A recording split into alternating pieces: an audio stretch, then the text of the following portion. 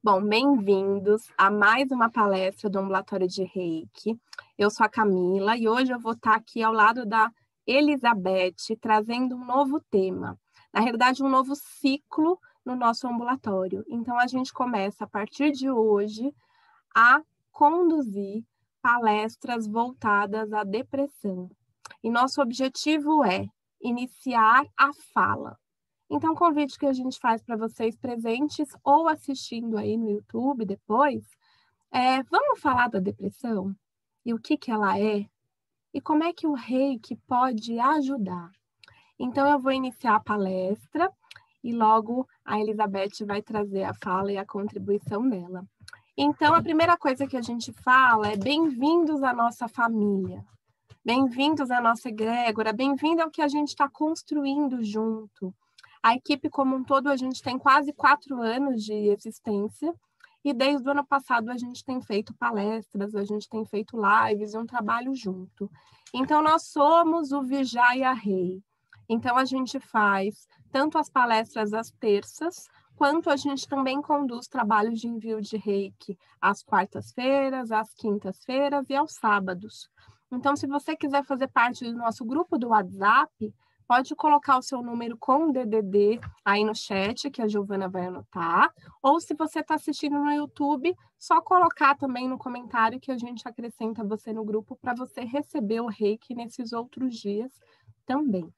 Então, o objetivo desse nosso trabalho é trazer um tema, uma palavra, um assunto, promovendo para vocês a reflexão e um momento de relaxamento, tranquilidade e envio de Reiki, isso para quem está presente aqui com a gente.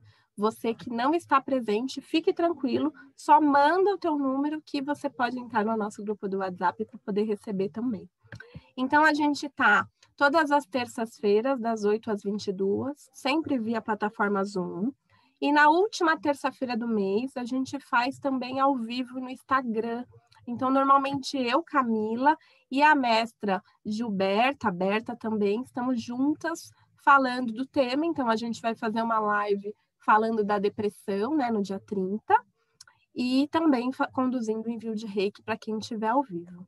Então, as palestrantes da noite, então eu vou me apresentar primeiro, depois eu vou convidar minha querida Elizabeth para se apresentar também. Então, quem sou eu?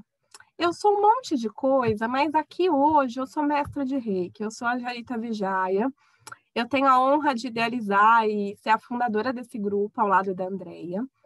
E eu tenho percebido o quanto falar e o quanto estar aqui tem contribuindo para mim como pessoa.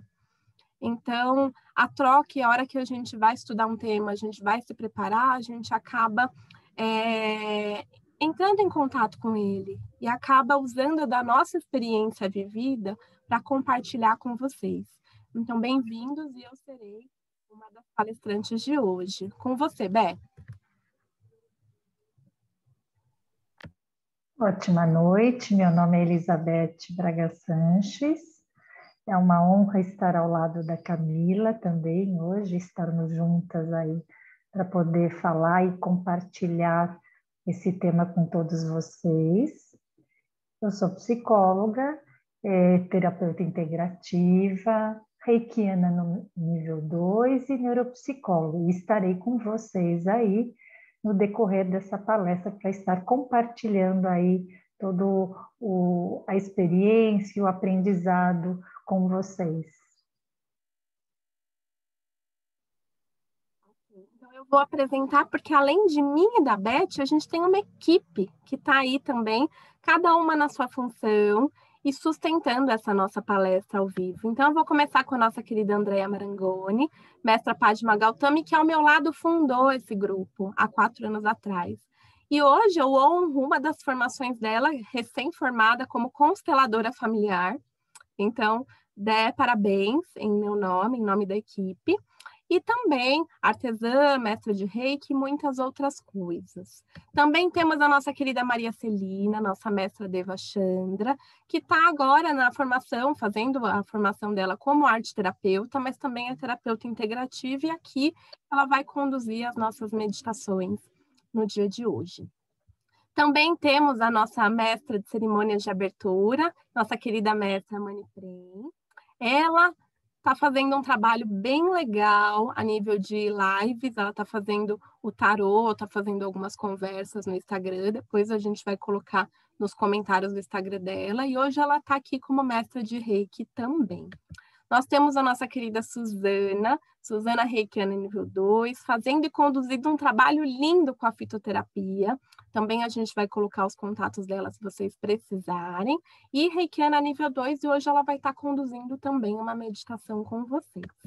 E a gente tem nossa mestra de cerimônias Mora, Giovana, Reikiana nível 2, terapeuta floral, e também agora começando, iniciando a formação dela como terapeuta integrativa. Temos nossa querida Ivete, que também merece os parabéns, acabou de finalizar a especialidade na Unifesp, Teorias e Técnicas de Cuidados Integrativos. Então, é aqui a nossa Reikiana nível 2 e vai estar conduzindo as perguntas para a gente hoje. E essa é a nossa equipe. Então, gratidão por estarem ao meu lado e seguimos iniciando esse nosso tema, essa nossa palestra de hoje. Então, para a gente iniciar e justificar até a escolha do tema, por que a gente começou a falar sobre a depressão e por que a gente escolheu esse tema? Então, a primeira coisa que a gente entrou em contato quando a gente estava fazendo essa palestra de hoje foi sobre a pandemia, o momento que a gente está sendo convidado a viver. E passar desse daí mais um ano, né? Então, exatamente um ano a gente completou agora de isolamento, e num momento que a gente achava que ia estar melhor, mas que está trazendo mais desafios para nós. E nesse momento planetário, nós estamos sendo convidados a expressar as nossas emoções, tanto aquelas que a gente já expressava, quanto aquelas que estavam escondidas. E aí, Beth, o que você acha? O que você gostaria de falar desse momento que a gente está vivendo?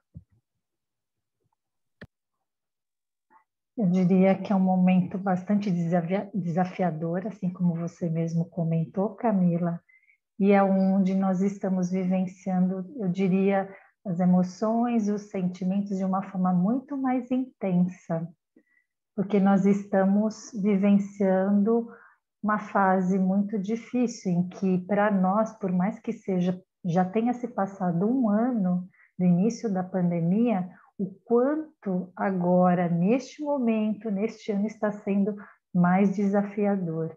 E aí vem numa crescente, né? Todas essas emoções e sentimentos numa avalanche, em que todos têm medo, receio de vivenciar de uma forma muito mais intensa do que era e do que já foi, né, no ano passado, mas que estamos aí para poder estarmos juntos, compartilhando e aprendendo também.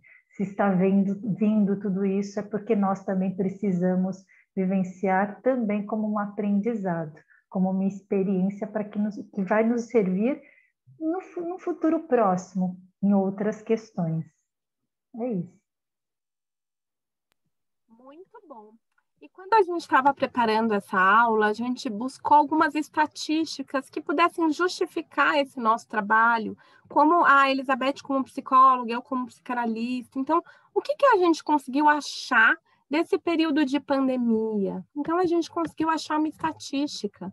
A gente conseguiu achar, aí a gente ficou em dúvida no preparo, né? Se era Instagram, Twitter, mas 5,4 milhões de pessoas no Brasil tiveram o hashtag Covid. E dentre a população brasileira, quais os sentimentos que estavam envolvidos aí? A desconfiança, o ódio, a raiva, a ansiedade, a ironia, a depressão. Decepção, quer dizer. Então, a gente observa que no Brasil, 29% dos brasileiros relacionaram o coronavírus com a desconfiança. E se a gente for perceber isso, antes já era mencionado isso, nas hashtags desconfiança e raiva. Mas agora, com esse momento de isolamento e com esse momento de pandemia, a gente teve um crescimento significativo de 10% nas pessoas dizendo e mencionando a desconfiança, e a gente teve aí 12% de ironia que não era mencionado. Então, as pessoas tirando sarro desse momento, então se distraindo nesse momento. Se a gente for correlacionar 43,5 milhões de menções do coronavírus na América Latina, eles têm aí o mesmo sentimento, a mesma emoção envolvida, que é a raiva. E nós, no Brasil, trazendo a desconfiança como um sentimento correlacionado ao coronavírus, à Covid-19. Beth, gostaria de falar alguma coisa desse slide? Não? Ok. Não, tá. Pode seguir. Tá. Então, a gente começa, então, a introduzir o nosso tema. Então, nosso convite agora, nesse ciclo de 6 encontros, a gente vai falar de depressão. E hoje a gente vai falar do que ela é, realmente. Lembrando que a gente sempre lida com o indivíduo de forma geral, mas a gente vai falar o que a gente achou e o que a gente percebe da ciência e o que é esse tabu que é a depressão. Então, quando a gente fala sobre isso, a gente vai precisar lembrar dos dados sobre a depressão, dados estatísticos que a gente está trazendo aqui. 322 milhões de pessoas depressivas no mundo. 11,5 milhões de brasileiros. A gente tem aí, e é considerado o segundo maior país em casos na América. Em primeiro lugar, a gente tem os Estados Unidos. A gente tem no Brasil o primeiro ranking de transtorno de ansiedade, 18,6 milhões de pessoas. E a gente tem também, infelizmente, uma taxa de 788 mil suicídios no mundo, entre jovens, 15 a 29 anos. Menos de 10% das pessoas afetadas são diagnosticadas e realmente buscam o tratamento. O que é uma coisa alarmante, o que é uma coisa que a gente precisa dizer como uma realidade. Desses 322 milhões, a maioria é mulher. A gente tem aí uma taxa de crescimento, a gente achou uma estatística de 2005 a 2015, 18,4%, o que é considerado alto. A gente tem um país que tem, sim, esse momento e tem, sim, esse diagnóstico. E é uma coisa que a gente precisa começar a olhar, começar a lidar e perceber que esse período de isolamento está trazendo essas emoções, mais diagnóstico, mais busca por auxílio e, infelizmente, mais suicídio. Então, quanto mais a gente fala sobre isso, mais a gente consegue estender a mão e ajudar. Elizabeth, gostaria de falar alguma coisa sobre os dados? Sim, inclusive eu diria que é extremamente preocupante, né, o quanto menos de 10% das pessoas afetadas com depressão é que buscam os tratamentos, né? E eu diria que a gente só está no começo, porque já vinha numa crescente os casos de depressão, estatisticamente aumentando de uma forma progressiva, mas a preocupação maior é o quanto as pessoas elas se fecham, né? Elas não buscam ajuda, cada um com o seu motivo, mas o quanto a gente tem muitas pessoas aí adoecidas que precisam de um suporte, que precisam de uma orientação e de um acompanhamento. Isso. Então a gente pergunta assim, nossa, 322 milhões de pessoas? Como pode uma coisa dessa? E se aqui só está mencionando mulher, só que não, gente. A gente tem criança com depressão. A gente tem adolescente. A gente tem adulto e idoso. A gente pode ter uma tendência maior aí a termos as mulheres, as adultas, mas a gente não pode esquecer de falar das crianças, esquecer de falar dos adolescentes, que também podem sim ter a depressão real, tá, gente? A gente não está falando da banalização da depressão, de qualquer coisa, qualquer sinal, falar, nossa, tô meio depressiva. Não, a gente está falando de algo sério, que é realmente ter a depressão.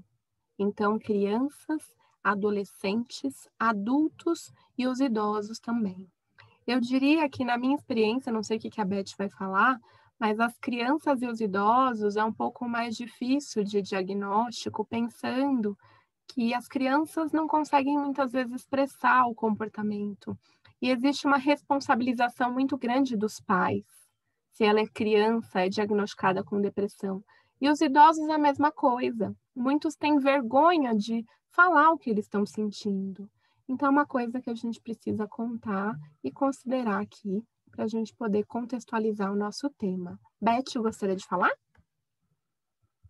Sim, inclusive na minha experiência com criança com depressão, elas, elas não manifestam no silêncio apenas, alguns sim, mas uma grande parte de uma forma mais agitada, inquietação motora, muitas vezes aquela criança que sofre bullying também na escola. É claro que nós estamos agora num período de aulas online, mas isso também acontece em qualquer ambiente que a criança esteja, né? Então, às vezes a criança ela passa desapercebida, mas também por conta do comportamento dela não fica tão aparente. Então, os pais ou mesmo os avós, os tios, pensando nesse momento da pandemia, né, em que ela não está convivendo tanto com outras crianças, porque tem essa questão de, para quem mora em apartamento, fecha o condomínio, não pode mais descer, não pode ver mais os amigos, então eles também vão buscando outros recursos. Então, muitas vezes nos joguinhos, né, na questão online, onde essas crianças muitas vezes brincam, mas brincam talvez de uma forma buscando algo mais agressivo, que é onde a criança pode também se manifestar, ou num silêncio total, né? É muito preocupante aí, é muito mais complexo aí o diagnóstico, porque se camufla, né? Muitas vezes até com a questão da idade, da convivência. O adolescente também. O adolescente, ele acaba se fechando mais no quarto, ficando mais nos eletrônicos, jogando ou conversando, e muitas vezes entrando de uma forma até em locais, né, da internet que não são tão sadios, porque hoje em dia você pode encontrar qualquer grupo, desde aquele grupo que é mais negativo, que traz aí pensamentos e sentimentos negativos, como em questão de agressividade. Mas é onde os adolescentes acabam se recolhendo, fechando, não saindo do quarto. Eu tenho experiência de adolescentes que nem mais vão fazer as refeições com a família. Se os pais não levam a refeição ou o café da manhã no quarto, o adolescente não sai. Então, muitas vezes fica nessa questão também, né, da dificuldade também de, até da própria pessoa se higienizar, né, de tomar um banho, escovar os dentes, tudo vai passando de uma forma mais silenciosa que as pessoas não percebem, mas é onde que a família acha que está no quarto, está estudando, está assistindo às aulas online. Não necessariamente. Está assistindo a aula online, mas de câmera fechada, fazendo outras coisas, aquilo que está satisfazendo melhor naquele momento, mas é uma forma de também camuflar aí essa depressão. E os idosos, como você mesmo falou, né, Camila? O quanto realmente para eles é difícil também, né? Muito complexo, até de pedir ajuda ou de, na verdade, se expressar, porque eles também, quando caem na depressão, é de uma forma tão intensa a ponto de diminuir o apetite, de não ter mais coragem de sair. Claro que nós vamos falar tudo isso logo mais aí nos próximos slides, mas é bastante complexo mesmo e preocupante o quanto tudo isso está crescendo estatisticamente. É isso. Gratidão, viu, Bé? Então, dando continuidade e pensando que desses 322 bilhões de pessoas, a gente tem aí várias idades, faixas etárias que podem, sim, apresentar e ter a depressão.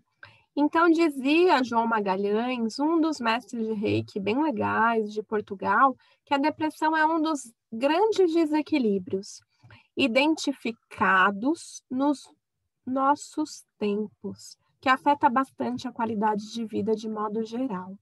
Então, o que de fato é a depressão? Então, a gente trouxe aqui uma definição do dicionário para contextualizar para vocês a depressão.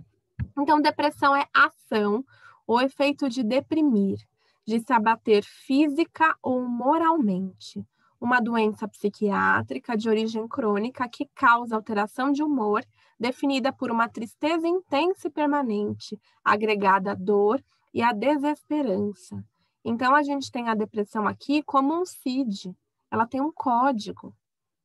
Então, ela tem uma responsabilidade também do profissional que está trabalhando com a depressão, de fato, acolher essa pessoa e também a gente vai precisar, infelizmente, trabalhar em relação à banalização de que eu tô triste, eu tô depressiva. Então, não é por aí, mas existem sinais que podem, sim, trazer alertas de que isso pode virar uma doença psiquiátrica, e aí as intervenções são N que a gente pode ter. Beth, gostaria de falar aqui da definição da depressão, alguma coisa, algum complemento? Não, eu diria que já está bem completo aí. Nós vamos falar no decorrer, né, nos próximos slides também com mais detalhes. Gratidão, Beth. Então vamos seguir aqui, vamos ver então quais são os sinais e os sintomas da depressão. Então a gente tem aqui a primeira coisa que eu vou pedir para vocês olharem, não sei, tá dando para ver meu mouse girando? Ok. Primeira coisa que a gente vai olhar é essa mulher aqui com a cabeça baixa.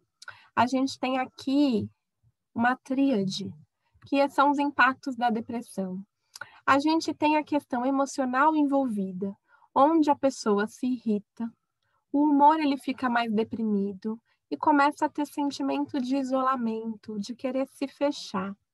A gente tem também a questão funcional, que traz a dificuldade de concentração, falta motivação para fazer as coisas e as coisas básicas, tomar banho, escovar os dentes, pentear o cabelo, muitas vezes. Existe um prejuízo social, a pessoa não se socializa mais. Profissionalmente, pode haver falhas, problemas no trabalho, principalmente referente à valorização da pessoa, ela não se sente valorizada e nada está legal, e familiar também. E fisicamente, a gente pode ter dor, falta de energia, fadiga, insônia, perda de libido, autoestima está lá embaixo, altera peso, ou emagrece demais ou engorda demais, disfunções sexuais de todas as formas e começam também, em alguns casos, a existirem as queixas gastrointestinais. Então, uma gastrite, um vômito, uma diarreia. E dentro de tudo isso, essa desesperança pode trazer sentimento de culpa. Eu sou inútil. Eu não consigo fazer nada. Para que eu vou viver? E aí a gente entra na idealização suicida, aí a gente entra na perda de apetite, em todas as outras coisas. Então, essa tristeza profunda que se inicia e que está ligada ao processo depressivo, a gente precisa trazer um alerta. Porque a partir do momento que a pessoa, que a criança da forma dela, que esse idoso acha que ele não tem mais valia para o mundo, a gente precisa ficar alerta. Lembra lá no começo que a gente falou do índice, né? A taxa de suicídio é maior entre adolescente e início da fase adulta. Mas isso não quer dizer que os nossos queridos, com todo carinho, os nossos velhinhos, não possam também achar que eles não servem para nada mais. O que, no meu ponto de vista, é algo que a gente precisa olhar. E você, Elizabeth, o que você acha? O que você gostaria de trazer e enfatizar aqui? Eu diria quando você falou já aí de suicídio, né? Os velhinhos, eles também, não exatamente totalmente os velhinhos, mas nessa fase de 60, né? 50 e poucos anos, muitas pessoas elas já estão tendo essas tentativas suicidas, né? Só que Tem tido, eu conheço, inclusive, 2 pacientes, quer dizer, um tio e outro, um avô de um outro paciente, 2 pacientes meus, em que eles se suicidaram, né? Mas o que aconteceu? Nesse processo de pandemia, eles acabaram perdendo emprego daquilo que eles faziam, do que tinham hábito. Só que, dependendo do que se trabalha, eles acabam não tendo como ter esse ganho, né? E não é só esse ganho, né, para se sustentar fisicamente, né, fisiologicamente, mas inclusive no social. O quanto se perde nesse social e a pessoa acaba desistindo de viver e acaba se isolando cada vez mais. Então, os 2 que eu tive faz uns 2, 3 meses se enforcaram, né? E isso muito, assim, de uma cidade de interior, assim, em outro estado, na verdade. 2 casos que eu escutei de Minas, né? Pessoas aí que realmente planejaram e acabaram fazendo aí, cometendo esse suicídio. E tem aí as crianças e os adolescentes, né? Que é uma idade aí também importante, onde também está se aumentando os casos aí. Já tinha uma estatística grande nesse aspecto, mas atualmente também é para ficar muito em alerta as famílias, né? No comportamento, nas atitudes que vão seguindo, porque os sintomas, os sinais, eles se estendem por todos os lados, né? Desde uma tristeza até uma irritabilidade, uma rejeição, dores, o quanto tudo isso se somando traz aí numa situação muito mais alarmante e diria sofrendo risco, né? É isso. Gratidão, Bé. Então, só para a gente ficar alerta mesmo, né? Então, perceber que às vezes uma tristeza não é tão simples quanto parece, e a gente começa trazendo também a culpa, a rejeição, o isolamento, um choro frequente. Então, são coisas que a gente vai precisar olhar. Só que não é assim. A gente tem vários níveis, né? Então, a gente vai ter as questões que são mais leves. Então, a pessoa começa a ter uma angústia, evita contato com pessoa, mas permanece seguindo a vida. Então, nesse ponto, ela está começando um processo que pode sim ser interrompido, que pode não desenvolver uma depressão, uma CID, mas a gente precisa ficar alerta. E aí pode ser moderado, então começa, além disso, ter um cansaço, exaustão, começa a perder o sono, ou ter muito sono, perde ou tem muito apetite, indisposição e uma tentativa de fuga do convívio social. Então, olha que interessante, leve, você permanece fazendo as suas coisas, mas você está com uma angústia no peito, você não sabe o que é. Moderado, a gente já tem uma gravação dos sinais. E quando é grave, aí já entra na angústia, agitação, perda de autoestima e muitas outras coisas. Então, enquanto a gente está no leve, a gente pode ter uma abordagem mais amena, acolher essa pessoa. Quando já começa a ir para o moderado, opa, peraí. Quando vai para o grave, normalmente a gente precisa entrar também com o auxílio do psiquiatra, às vezes precisa entrar com medicação, em alguns casos até internação. Então, uma coisa que quando a gente fala de depressão, eu particularmente falo junto da responsabilidade que nós temos como terapeutas, né? Elizabeth, psicóloga, eu psicanalista, mas como integrativos reikianos também, quando a gente chega e tem contato com uma pessoa que começa a ter alguns sinais que a gente vai, sabe aquela pulguinha atrás da orelha? Então é uma coisa para a gente perceber. E você, Elizabeth, o que você gostaria de falar aqui dos graus? Tomar cuidado com aqueles sinais camuflados, né? Mas que, como você mesmo disse, ele pode, de alguma forma, ter um movimento mais positivo, né? E realmente não entrar no CID. Mas indo do episódio moderado para o grave é algo para ficar em alerta. Realmente é muito mais preocupante, porque vai numa crescente e não necessariamente as pessoas buscam ajuda, né? Elas se calam, elas não compartilham isso nem com pessoas próximas da família, porque acham que vai se resolver, que passando o tempo vai melhorar. mas aí é onde, de repente, as pessoas que estão próximas a elas, de alguma forma, ficaram em alerta, né? O quanto isso é preocupante. É isso. Desculpa, o gatinho pulou aqui, gente. Problema técnico ao vivo, tá? E me arranhou. Então vai ficar gravado, vai continuar. Então a gente continua a nossa aula. Então prestar atenção no seguinte, de tudo o que a gente falou. Falta de interesse ou perda de prazer, humor deprimido, tristeza marcada, falta de vigor e de energia são o centro do que é a depressão. Na periferia, a gente tem várias questões e varia de indivíduo para indivíduo. Quando a gente pensa de doença de modo geral, não é uma receita de bolo. A gente tem cada um que está vivendo aquilo e que tudo que ele está vivendo pode sim ser diagnosticado como depressão. Mas prestem atenção no que a gente está ressaltando aqui. Ideia de morte, comportamentos suicidas, comer demais, tomar muito remédio, dormir pouco, também pode ser uma questão aí.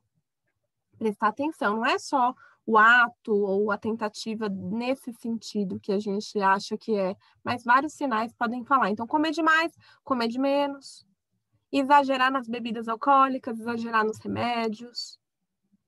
Depois a gente tem perda de confiança e de autoestima. Então, aquelas ideias que eu falei, eu não sirvo para nada, eu não sou nada. O que eu estou fazendo aqui? Depois, apetite reduzido ou aumentado, concentração e atenção reduzida, insônia, ou muito sono, hipersônia, né?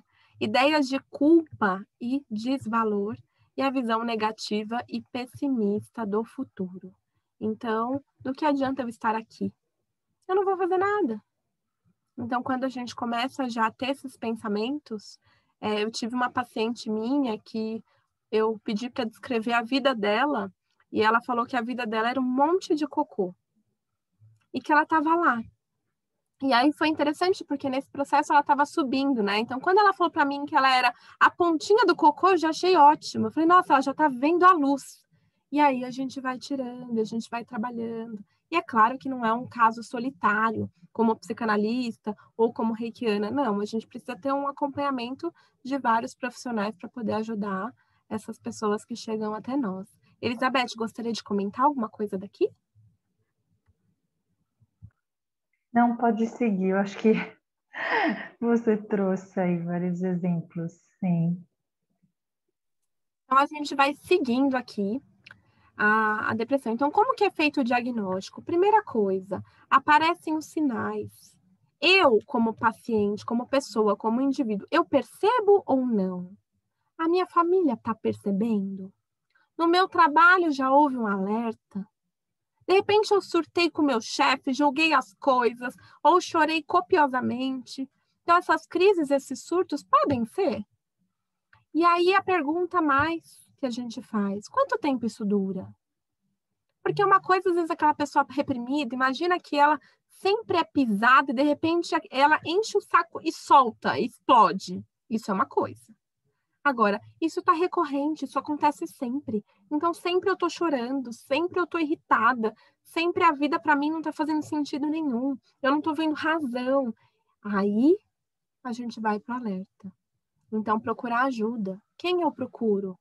Um médico, psiquiatra, psicólogo, psicanalista, terapeuta integrativo. Então, a gente vai perceber que posso procurar alguém, mas quem vai dar, de fato, o diagnóstico são os psicólogos através dos testes, o psiquiatra e os médicos.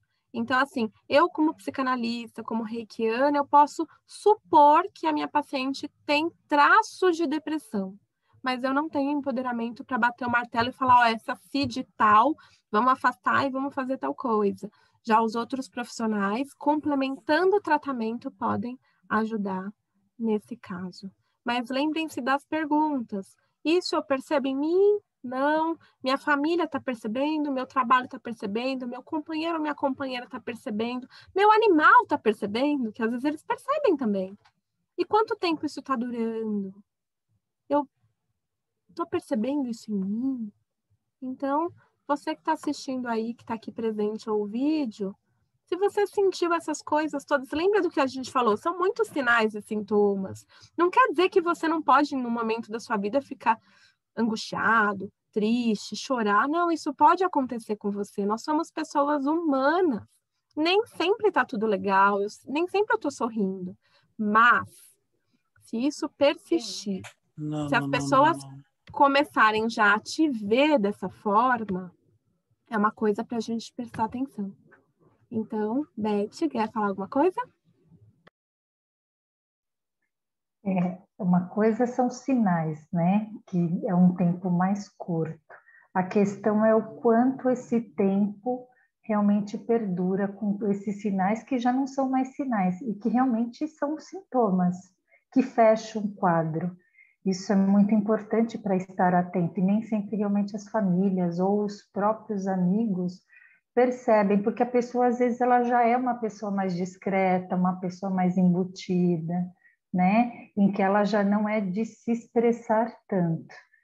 Mas é importante, eu diria que todos aqui que estão aqui, né, no Zoom, conosco, ou para quem está assistindo, né, o vídeo, na verdade, também prestar atenção às pessoas que estão ao lado, porque uma coisa tão interessante que hoje em dia já se tornou aí muito comum a gente falar com a pessoa, oi, tudo bem? Como sendo uma convenção, né? Algo social que a pessoa fala.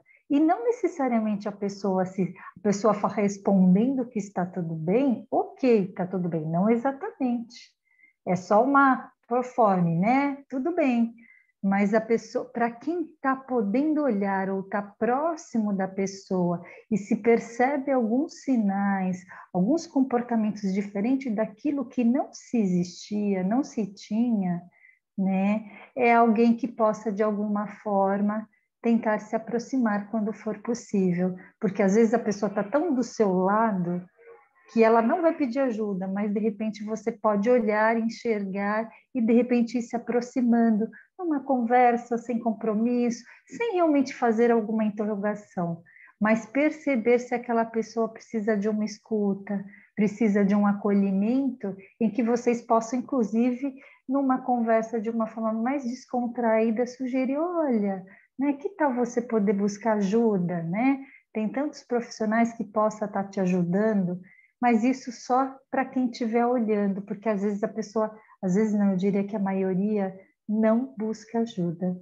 E de repente, uma palavra que nós possamos dar, alguém que está ao lado percebe e se importa com o outro, que tal, né? Poder conversar, não ficar só naquela conversa social, já que é uma pessoa que você convive diariamente, apesar de ainda não ser tão próximo. É isso. É uma sugestão, né? Gratidão, Também. Beth. Então, a gente está vindo de um ciclo em que a gente falou da morte, a gente falou do luto, e a gente está falando agora da depressão, e quando a gente fala da depressão, a primeira coisa que vem é a vergonha. Eu tenho vergonha de me expor, eu tenho vergonha de falar, eu tenho vergonha de me sentir e de trazer para o outro a minha fraqueza. Eu tenho vergonha de assumir, eu tenho depressão e tomo remédio. Qual o problema? Então, a gente vai começar a desmistificar nesse nosso processo aqui de palestras o que é acolher tudo isso. Então, pensando na vergonha, pensando no preconceito que a depressão por si só pode gerar na pessoa e na família, em todos, a gente tem aí por trás, como a gente falou anteriormente, baixa autoestima. A pessoa já se sente inferior.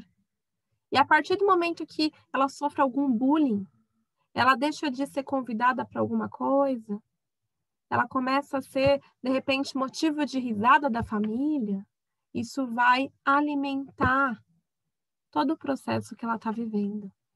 Então, o objetivo da gente começar a falar sobre a depressão é exatamente isso, é acolher. E daí se você toma remédio? E daí que você tem depressão? E daí que você é magra, que você é gorda, que você tem cabelo assim, assado, que você mora numa casa grande, que você mora num apartamento, que você é homem, mulher, heterossexual, bissexual, transexual? E daí? Vamos começar a falar sobre isso e acolher. Porque esse que é o nosso processo aqui, como terapeutas, e todo o processo que envolve o reiki que já vai chegar. E você, Bé, quer falar alguma coisa da vergonha?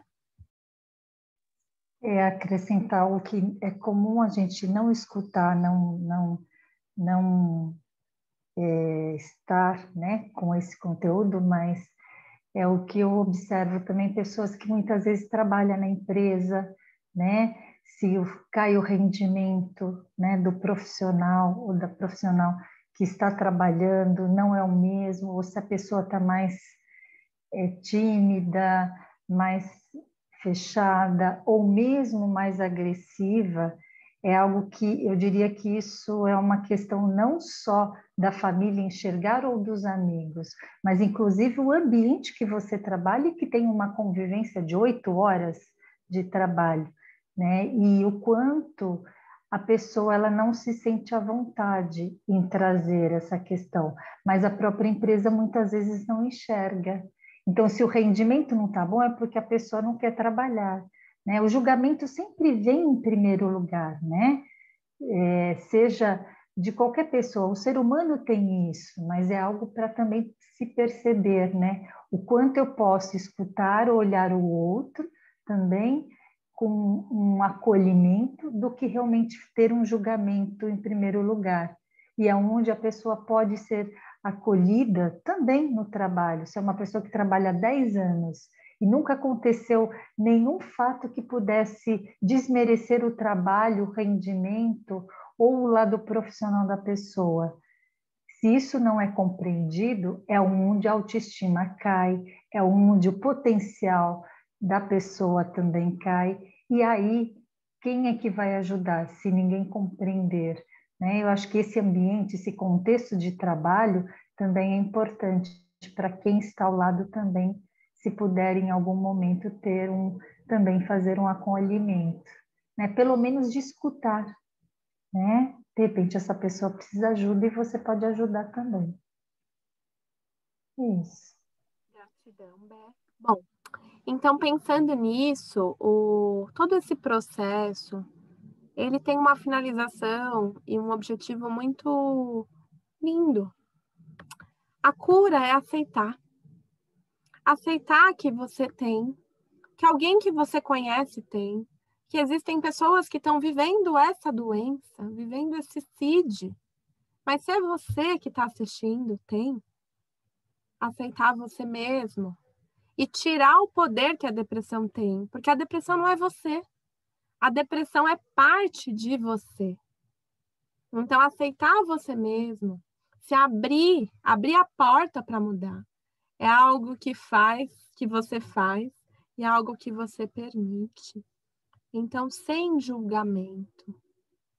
E ok, é automático do ser humano. A partir do momento que ele olha uma coisa, ele já julga. Ok. Mas a partir do momento que você julgou, a gente entra no que a Ivete falou, né? A presença silenciosa na palestra passada. Então a gente entra no simplesmente eu estou aqui. Eu não vou falar, eu não vou cutucar, eu não vou opinar, eu não vou sugerir. Eu estou aqui e aceito você como você é.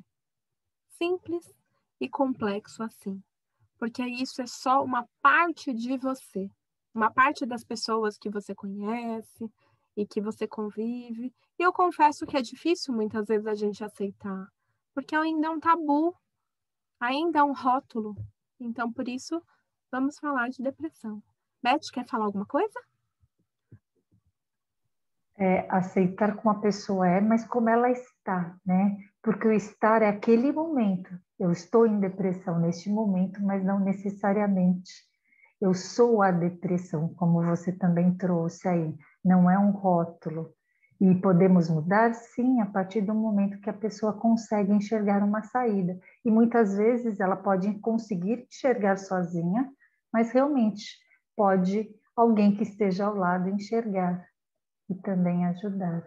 Eu tenho reforçado muito isso porque como existe um preconceito, né, muito, não é velado, eu diria, eu acho que até escancarado, né, o quanto as pessoas atualmente, já faz há muito tempo, mas quantas pessoas elas não olham para quem está do lado, não enxergam, e isso acaba sendo uma omissão, né? O quanto que eu não reconheço que aquela outra pessoa também poderia ser eu em algum momento, né? Ou alguém da minha família que precisasse desse olhar. Então, isso eu acho que trazer um pouco essa humanização, né? O quanto tem aparecido com mais frequência essa humanização nesse período que nós estamos vivendo, né? De pandemia, mas eu acho que ainda pode aumentar um pouquinho mais, né? A gente poder ser solidário, compaixão com o outro.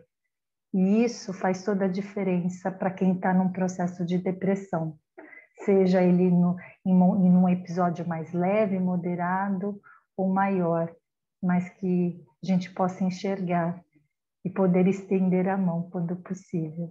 É isso. Gratidão, Beth. Então, qual que é o tratamento? O tratamento depende, claro, do grau que você tá, mas clínico, trazendo os medicamentos prescritos por um psiquiatra, tá, gente? Prestar atenção bastante nisso. Psíquico, a gente tem as análises, os terapeutas, psicólogo, psicanalista, e integrativo, e a nossa proposta de integrativo aqui hoje, a nossa proposta de intervenção é a terapia Reiki. Como auxiliar no tratamento da depressão. Então, dando continuidade aqui, então, como é que o Reiki pode ajudar? Tudo isso. O que o Reiki pode fazer a mais? Como que ele pode somar esse tratamento? Então, a primeira coisa, né, o que é o Reiki? O Reiki é uma técnica que faz parte das práticas integrativas e complementares, as PICs, e é reconhecido pela Organização Mundial da Saúde. O objetivo do Reiki é restaurar o equilíbrio daquele paciente, daquela pessoa, daquele animal. Então, dando energia onde não tem, tirando energia de onde está em excesso e desbloqueando qualquer tipo de bloqueio e obstrução energética que possa ter. Beth, quer falar alguma coisa aqui? Não? Nesse Tá. momento não, pode seguir. Então, a gente tem aqui, né, uma termografia, então a temperatura do corpo que traz as diferenças em relação às emoções e os sentimentos que eu sinto. Então, a raiva, a gente tem um excesso de calor em toda a parte de acima, né? Toda a parte do peito, que pega do peito até a cabeça e os braços. O medo, a gente já tem uma diminuição de temperatura. A reclamação, eu tenho aqui um excesso de calor na minha garganta, eu tô falando bastante. A culpa, olha o azulzinho aí. Eu tenho uma diminuição, uma frieza dos meus braços e das minhas pernas. A mágoa, eu tenho aquela coisa de ficar remoendo aquilo dentro de mim, então tem, olha quando a gente pensa na termografia aqui, gente, o amarelo é quente, o azul é frio. Quanto mais amarelo, mais quente. Então a mágoa a gente tem um calor aqui nessa região que fica o nosso chakra frontal e a gente tem um azul nas pernas. Então olha a diferença de temperatura em relação às emoções e aos sentimentos e o quanto isso pode determinar como é que eu estou diante da situação que eu estou vivendo da minha vida. Beth, ok? Eu diria que aqui essa imagem é o que descreve exatamente quando nós estamos em desequilíbrio, né?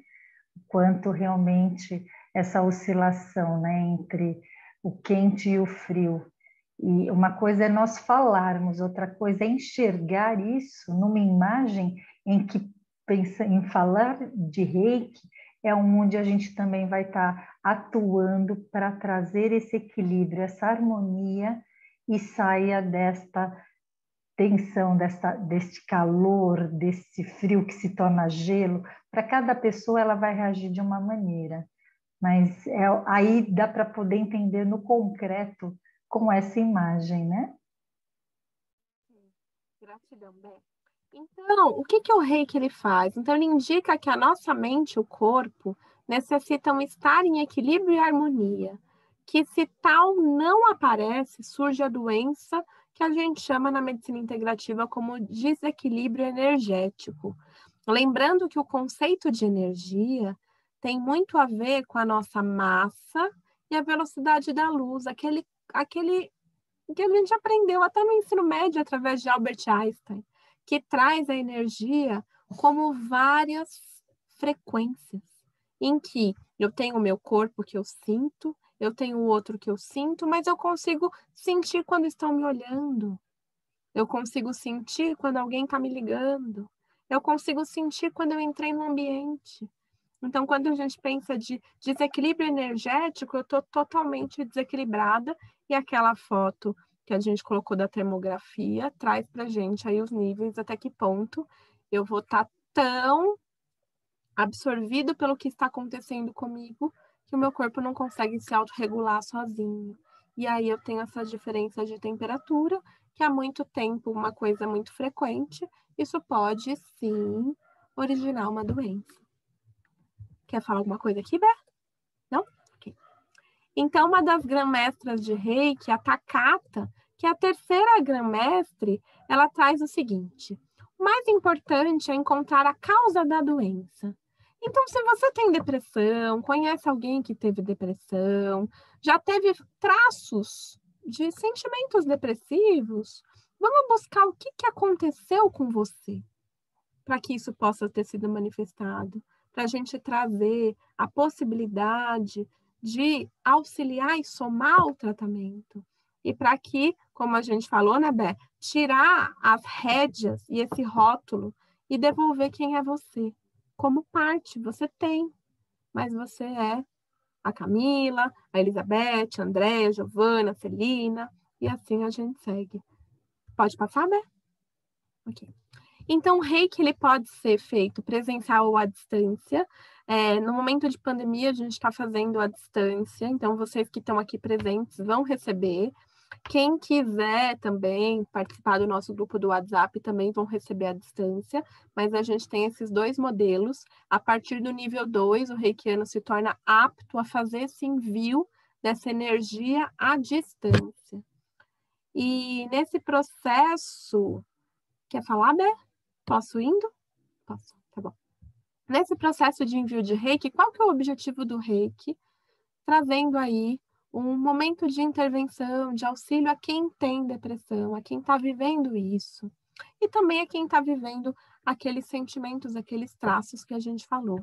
A primeira coisa que o reikiano faz é respeitar e acolher a dor de quem veio e o sofrimento. Não cabe a gente julgar. Quem somos nós? A gente também é humano. Quantos de nós podemos também ter depressão e viver esses momentos aqui? Quanto ressoa para a equipe estar falando disso também? Quantas coisas acontecem no nosso meio? Pacientes, animais, a gente mesmo. Então, respeitar e acolher a sua dor, sem julgamento. Então, a gente começa assim. Depois, a gente convida você a se deitar, a se sentar, a respirar. E aqui vocês vão fazer isso. E com outros reikianos que podem estar aí atendendo você, em outros grupos, a gente convida você a estar no momento presente, agora. Sentando, deitando e respirando. E nesse momento em que você está aberto ou aberta para receber o reiki, que você possa buscar, se entregar e relaxar, acolhendo o que vem ali, se mantendo aberto e receptivo a receber essa energia. E, nesse momento, acolhendo as sensações, emoções e sentimentos que te vêm naquele momento. Então, aquele momento é só seu. Aquele momento você respira e você se conecta com o seu ser. E quando a gente pensa na terapia Reiki, aliado ao que está acontecendo com a pessoa que tem a depressão, a gente pensa numa proposta de tratamento. O reiki provavelmente semanal, ou semanal uma vez por semana, à distância, um acolhimento que vai somar e que vai depender também de como estão seus sinais, sintomas, emoções, se está num grau leve, moderado, grave, o quanto de frequência o reiki vai ter que ter na tua vida. Então, basicamente, o reiki pode ajudar dessa forma, promovendo um momento de acolhimento, não julgamento, paz e equilíbrio das energias e emoções. Beth, quer falar alguma coisa dessa parte? Não? Não, pode seguir, Camila. Na verdade, você está trazendo todos os detalhes, tudo o que está sendo importante aí trazer, né? Quanto acolher, aparentemente a gente fala, né? Mas não é tão simples, porque o ser humano, a primeira intenção, às vezes até por não conseguir frear, mas é o julgamento, né? É algo já inato, mas é claro que também é um momento também para poder se perceber, né? O quanto isso faz em mim. Eu não estou falando de julgar o outro, né? Mas é de julgar a si mesmo muitas vezes, né? Isso vai para os dois lados. Isso. Gratidão, Beth. Então, finalizando a nossa palestra de hoje, então o que a gente gostaria de deixar para vocês aqui?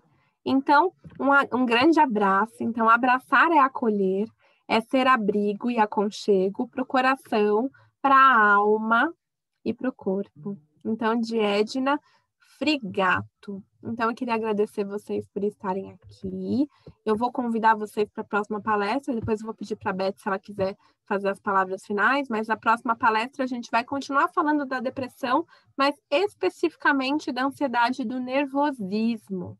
Então, vai ser aqui pelo Zoom às 8 da noite, então vai ser dia 23/3.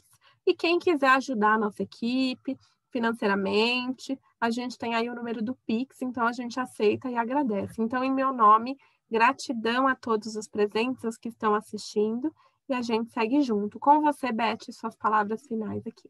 Em meu nome também, gratidão por vocês estarem aqui, né? Sejam pessoas que estão aí assistindo pelo vídeo e para as pessoas presentes que estão aqui. Para nós é um prazer poder compartilhar conhecimento, aprendizado, para que todos possam estar mais informados e poder cuidar de si e dos seus, e para quem está do seu lado também. É isso. Uma ótima noite, tudo de bom.